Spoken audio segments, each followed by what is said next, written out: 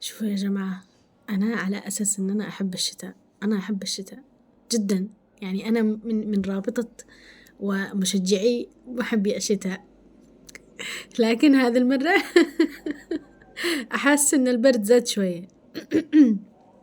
يعني ممكن أكون الآن من مشجعي الربيع وكل النعمة من الله. بس هل أنتم معي في حكاية هل أنتم تؤمنوا بنظرية المؤامرة؟ خلونا نقول كلام عميق شوية، إنه في جهاز اسمه جهاز هارب، وفي أجهزة كثيرة. طبعا إحنا قولة الأخوان المصريين إحنا في الكنافة. يعني في ناس الآن علماء مجتهدين، خاصة هناك صلاة أمريكا ومطلع بيسووا اختبارات وأبحاث ومدري إيش، وأحيانا بيسووا حاجات في الجو والله العظيم.